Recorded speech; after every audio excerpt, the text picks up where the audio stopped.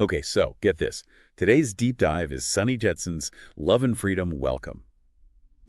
And this poetry collection is like that friend, the one who shows up with like a travel journal, a philosophy book, a mixtape, all kind of rolled into one. And somehow it all just like works. You'll be right there with him, like trekking through Nepal one minute, then Bam Jetson hits you with a critique of capitalist humans in the next line. Seriously. So we're here to be your guides, right? Help you navigate this wild ride. We'll unpack those recurring themes, those hidden messages, all within Jetson's unique style. Yeah, like think of us as your tour guides, but for poetry. We'll point out the good stuff, the breathtaking vistas, and maybe even a few hidden grottos along the way. I love that. Now, this isn't Jetson's first time at the rodeo. You might know him from Sadhu, Sadhu, Sadhu, All Beings Be Happy, Shanti Shanti, or Trilogy of Vibrations, titles that definitely give you a sense of like his spiritual side.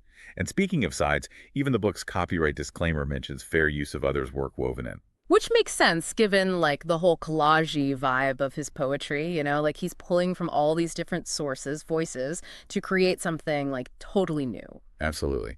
And one thing he circles back to is this idea of journeys, but like both physically and spiritually. You'll find these super vivid descriptions of Nepal jumping river stones, the smell of pine cones, rhododendrons popping against cherry blossoms. Those sensory details, man, they just pull you right in. Like you can practically feel that cool mountain air on your skin. Exactly. Mm. And it's not just describing the journey, right? He infuses it with all this deeper meaning. He talks about returning journeys, like searching for a love necklace of the dragon people, or finding his way back to a turquoise Gampa. And that's where you get those glimpses of like oracles and astrologers. It's like he's hinting at something more, a spiritual layer that goes way beyond like just the act of traveling. It's almost like he's searching for something, Hmm. some truth or enlightenment, both within himself and out in the world. And that's where things get really interesting because that internal search for meaning, it plays out against this backdrop of really sharp social commentary. Right. It's this fascinating juxtaposition. One minute you're like totally immersed in the beauty of a Japanese lotus flowering, and bam, he hits you with Molecule Man and all those anxieties of modern life. It's like he's holding up this mirror, right? Reflecting back both the beauty and the absurdity of it all. Like, this is what it means to be human in the 21st century. And nowhere is that tension more apparent than in his exploration of the mind. Like he's talking about nerve cells rewiring, chemicals influencing our emotions, almost dissecting what it means to be human in this tech-saturated age. Like he's trying to understand how these external forces, technology, societal pressures, even our own biology, they all shape us, our thoughts, our emotions, everything. And more importantly, like, how can we break free from that to become more conscious, more aware? He even uses the word signaling, which, I don't know, suggests this whole deeper communication happening within us that we need to tap into. Right, like finding those opportunities to transcend the day-to-day, to connect with something bigger than ourselves. And that, I think, is where those themes of love and freedom come in. Because for Jetson, they're not just like ideas, they're pathways to something more, a higher state of being. Totally. He talks about how she's always hanging around the love apple tree, giants of India. It's like he's capturing these fragmented moments of longing, of connection. There's a real rawness to the way he portrays relationships. Like, on one hand, he's saying every love affair has to have despair, acknowledging the pain. But then he flips it, saying, you can be high GH on life. There's that duality again, right? The light and shadow of love, the joy and the potential for heartbreak, all tangled up together. But that honesty, that rawness, I think that's what makes his work so relatable. He's not afraid to show us the messy truth of what it means to be human. And that honesty, that willingness to go there, to dive into both personal and societal struggles, that's what makes Jetson's poetry so compelling. He doesn't shy away from the darkness. He confronts it head on. Which is so evident in his critique of power structures. He's taking aim at thinking tanks, unilateral invasion, even calling out the corporate crime of the millennium. This isn't subtle stuff. He's calling for a revolution. He's definitely not mincing words. And he ties these big systems of control to how they impact us personally. There's a line where he says, industry spending $12 billion on kids advertising. Why? Brainwashing. Yeah. Like, he sees right through the manipulation. It's like he's peeling back the layers of society, showing us mechanisms of control that are always working on us, the ways we're bombarded with messages that honestly shape our desires, our beliefs, even our identities. He even talks about branding public space, this idea that everything is becoming commodified. And he's not just complaining, right? He's offering an alternative. He urges us to make love, not war, to choose compassion over greed, connection over division. Which feels especially powerful when you consider the images he uses throughout the collection, the suffering he depicts.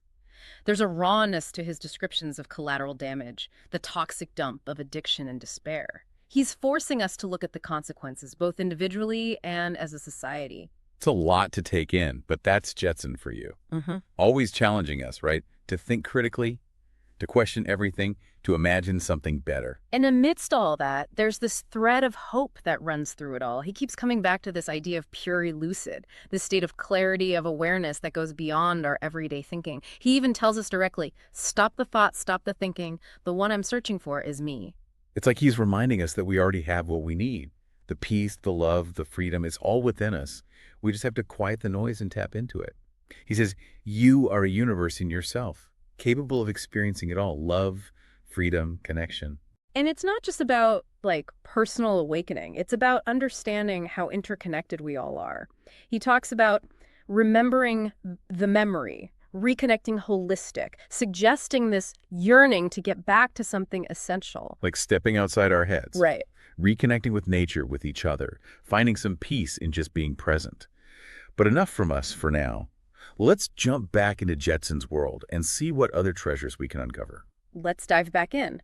You know, what makes Jetson's take on all this so interesting is like he doesn't just talk about reconnecting with nature in this like vague, romanticized way. Right, he throws in these details and you're suddenly right there with him. Yeah, like that line about energy field paintings. He describes them as like a contemplation of the reality of their latest discovery of no mind living in a world of apparent insanity. It's wild. I love that he doesn't shy away from the insanity part, though. He's not saying finding inner peace means pretending everything's perfect, right? It's more like he gets the craziness, but he's also pointing towards this stillness within it all. Exactly. And speaking of peace and chaos, there's this one image, kind of disturbing, but also kind of funny.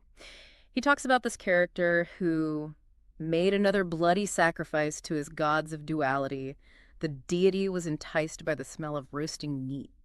So out of nowhere. Right. You're thinking love, freedom, then bam, bloody sacrifice. Yeah. It's like he's saying, hey, even when we're reaching for something higher, we're still human, you know? Yeah. Still got those primal instincts. That duality, sacred and like not so sacred, spiritual, and primal, it's woven through everything he does, makes it so human, you know? Totally. Makes you wonder, though, what did he mean by those gods of duality? Is it religion he's getting at? Or the contradictions within us? Mm. I feel like that line alone could be a whole other deep dive. Oh, for sure.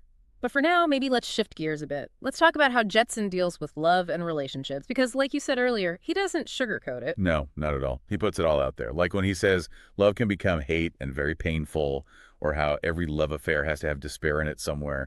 Not exactly Hallmark sentiment. It's real though, right? He's acknowledging the risks, how vulnerable you make yourself when you open up to someone. And that's what makes those moments where he does show healthy love so powerful. He talks about sharing cool love, quality of relationship, hinting at something deeper than just like fleeting romance. Yeah, it's like he's saying, look, it can be messy, it can be complicated, BOT. When you find that real connection, that sharing cool love, it's worth the risk, even the potential heartbreak.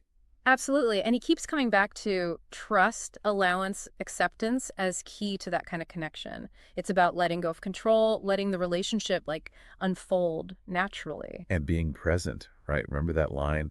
The perfect is now. Put your arms around me. Do what you can do. It's like stop waiting for the perfect, whatever. Embrace the connection that's right here, right now. Love that. Love isn't about some perfect ideal. It's about showing up as you are right now in this moment and letting the connection grow from there. And sometimes that means facing our own stuff, right? The projecting our wants and expectations onto someone else. Jetson's saying real intimacy means vulnerability. Got to let go of the perfect image and connect on a deeper level. It's a journey for sure. Unlearning all those things we've been told about love, letting go of control, embracing the messiness of it all. For sure. And speaking of control, remember that part about the Qatif girl? Her experience under Sharia law, it's a harsh reminder of how these systems of control, they play out in people's lives, especially women. Her story is rough. Jetsun says she was demonized by a fanatic, intolerable police commission for the propagation of virtue and prevention of vice. Just for being outside alone without a man. Can you imagine? It's awful, and it makes that whole make love, not war message from Jetson feel even more urgent. It's not just about romantic love, it's about a love that pushes us to act, to fight against injustice. And he's not shying away from how brutal that injustice can be. He talks about male predators getting away with gangbanging a girl in daylight and taking digital film on their mobile phones. It's tough to read, but it's the reality for a lot of women out there. It reminds us that this fight for love, for freedom, it's not over, not even close. And we all have a part to play in challenging those systems, creating a world that's more just, more equitable. 100%. And while those systems might seem huge, overwhelming, Jetson reminds us we have power too, in our own minds. He's always saying, stop the thoughts, quiet the noise, tap into that pure elucid state where our own wisdom, our own strength resides. He believes we're capable of manifesting your job on the third dimension through the love of your heart. Like, we have the power to create our own reality, bring our desires into being through love and intention. It's powerful stuff. And it loops back to that duality, right? Yes, there are systems holding us back, but we have the power to choose love, choose freedom, create something different for ourselves, for everyone coming after us. And it starts with that internal shift, quieting the mind, connecting with the heart, remembering, as Jetson puts it, the greatest pleasure is to give pleasure. It's that understanding that we're all connected. Our actions ripple outwards. Exactly. Which I think leads perfectly into talking about Jetson's thing for journeys. Because these aren't just trips through the mountains, right? They're spiritual journeys, self-discovery, even journeys through different states of consciousness. And he's totally open about exploring those non-ordinary states. He talks about peyote tea ceremonies, shamanic native Indians, even pilgrimages to Easter Island for the solar eclipse. Like he's saying, hey, there's more to reality than what we usually see. And those experiences, they definitely come through in his writing. Oh, absolutely. Yeah. Let's be real, his poetry isn't exactly like traditional, is it? It's like he took all these experiences, travel, spirituality, social commentary, and just threw them in a blender. And out comes this totally unique, kind of wild, totally his own style.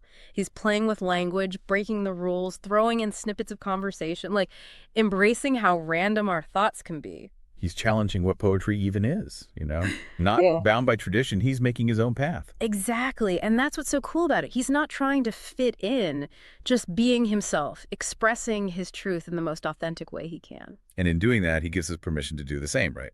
Find our own voices, express our truths, and be cool with the messy, beautiful, totally unique tapestry of it all.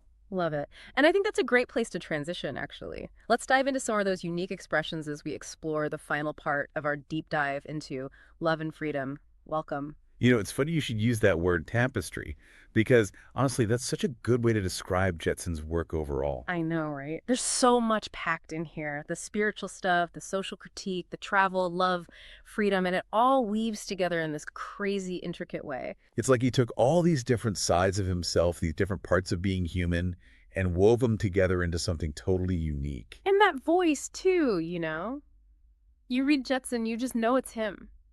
There's nobody else writing like this. Right. Like he chucked the rule book out and said, this is me. Even if it's messy, even if it's weird, even if it makes people squirm a little. And that's the power of it, I think. He's not afraid to push, to challenge how we see things, make us think differently about the world, about ourselves within it. It's like he keeps asking, what if it didn't have to be this way? What if we broke free from all that society, our own minds, and just created something better? Exactly. And he's not just talking about it. He's weaving those questions into these poems. They're vivid, sometimes jarring, but always something you think about later. Like when he says that thing about being multidimensional, being present, and those astral fields feeling everything. It's like there's so much more to reality than we usually realize, It's almost like he's tapping into these hidden things, these other levels of experience, and trying to put it into words. And he's not shying away from those experiences either. Remember when he talks about peyote tea ceremonies and shamanic native Indians? Yeah. Those things clearly had a huge impact on how he sees consciousness, spirituality, all of that. Totally. Like he's saying, hey, there are other ways of knowing, other ways of being, and he's going there, pushing at the edges of his own awareness. And that's what's so exciting. You never know what's coming next, but it'll make you think, maybe even throw you off a little. For sure. And that adventurous spirit, that openness to the unexpected, that's something we can all use a little more of, right? Being open to new possibilities, even if they shake things up a bit. Because isn't that what it's all about, really? This whole journey of exploring, discovering, always trying to understand ourselves and the world a little better. 100%. And Jetson's poetry, it's like a guidebook for that journey. It's messy, unconventional. Yeah, sometimes it's challenging, but it's also beautiful, insightful, and at the core of it, so life affirming.